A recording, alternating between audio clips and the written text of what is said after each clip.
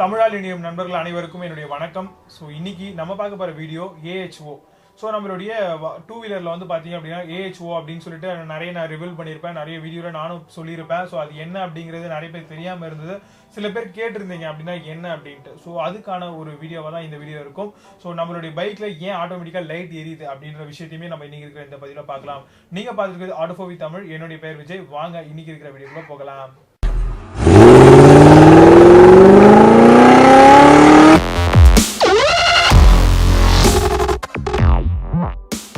First of all AHO அப்படின்னா என்னன்னா automatic headlight on அப்படின்னு சொல்லுவாங்க.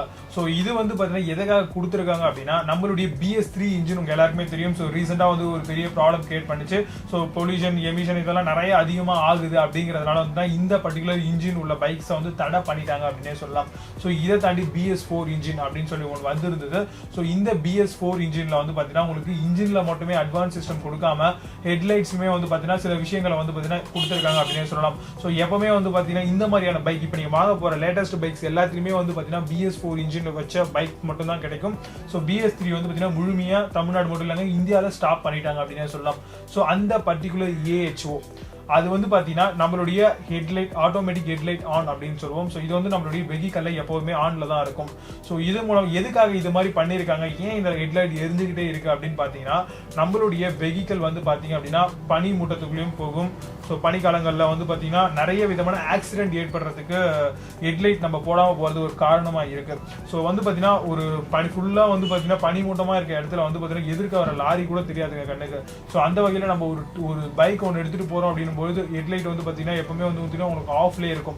ஸோ அதனால அந்த பனியில ஒண்ணுமே தெரியாது. ஸோ லைட் இருந்ததுனாவது கொஞ்சமாவது அந்த லைட் ரிஃப்ளெக்ட் மூலமா எதிர்க்க ஏதோ ஒரு வருது, ஒரு நம்ம கண்ணுமாடி ஒரு லாரி வருதுன்னு வச்சுக்கோங்க, அந்த டிரைவருக்கு நம்ம வரது வந்து பாத்தீங்கன்னா உங்களுக்கு ஈஸியாவே ஓரளவுக்கு தெரிய ஆரம்பிக்கும். ஸோ அதனால வந்து பாத்தீங்கன்னா இந்த லைட் வந்து நம்ம யாரும் போட மாட்டோம், மறந்துடுறோம் சில டைம்ல. ஸோ அதனால கண்டினியூவா இது ஆன்ல இருக்கட்டும் அப்படின்னு சொல்றாங்க. ஸோ அது மட்டும் இல்லாம பாத்தீங்கன்னா நீங்க ஹைவேஸ் இந்த மாதிரிலாம் இடத்துல போகும்போது கூட பேக்ல நீங்க வரீங்க அப்படின்றது முன்னாடி இருக்கக்கூடிய டிரைவருக்கு வந்து பாத்தீங்கன்னா அவருடைய மிரர்ல வந்து பாத்தீங்கன்னா பாக்குறதுக்கு ஒரு வாய்ப்பாகவும் இது அமையுது. ஸோ இன்னொன்று வந்து பாத்தீங்கன்னா டஸ்ட். ஸோ டஸ்ட் அதிகமா இருக்க இடத்துலயுமே வந்து பாத்தீங்கன்னா நம்ம லைட் ஆன் பண்ண மாட்டோம். ஸோ அந்த மாதிரி நேரத்துலயுமே வந்து ஆக்சிடென்ட் ஏற்படுறதை தவிர்க்கிறதுக்காக இது போல விஷயங்கள் வந்து பாத்தீங்கன்னா லைட் எந்த நேரமும் ஆன்ல இருக்கும்போது ரொம்ப யூஸ்ஃபுல்லா இருக்கும்.